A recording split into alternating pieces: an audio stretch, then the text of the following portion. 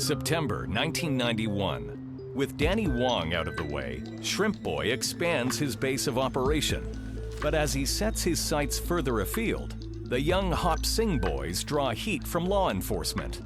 Over in Oakland, police arrest a number of gang members after a series of extortion attempts on local shops and businesses. A large group of mostly Chinese youth going around Oakland, Chinatown, looking for the owners of businesses down there and telling them that they're Hopsin and they're collecting protection money. But it's impossible to get the victims to come forward and testify. The threat was real. They're so scared. Making identification and testifying in court was something that no one was willing to do. The Oakland police can't bring a case without witnesses. They need more evidence and place the Hopsin gang members under surveillance. Working together with the FBI and San Francisco police, they soon traced the gang back to a rented safe house on 47th Avenue in San Francisco's Sunset District. The house on 47th Avenue became a focus of ours. Regular residential area. It was more or less an area where you wouldn't think that a gang hideout would be planted.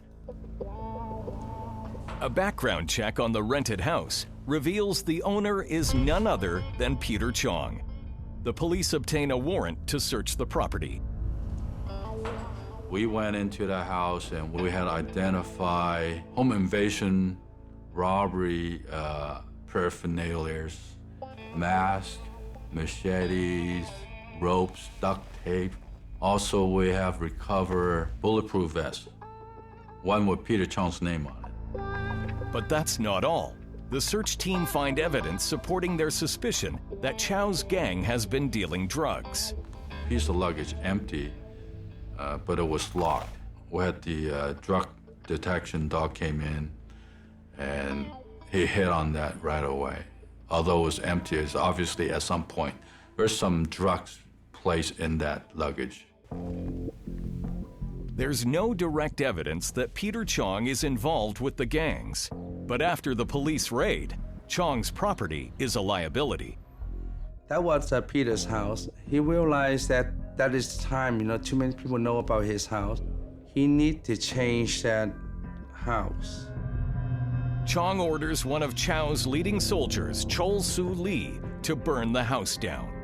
Peter had promised Chol Lee, to $30,000 for that. September 21st, 1991. Chol Soo Lee and an accomplice make their move. But Chol Soo Lee forgets to switch off the pilot light.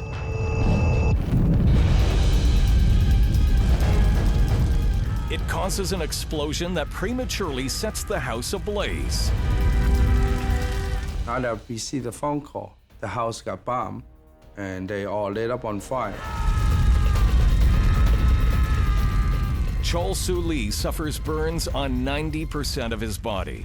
The medical technicians at SFGA said that the flesh was dripping off of his bones, and they were surprised that he lived. I had people drive me back right away, and what we call the damage control. But the damage is done. 3 months later, Lee wakes up from his coma to find he's in big trouble with the cops. Disabled, penniless, and alone, Lee has no option but to cooperate with the feds.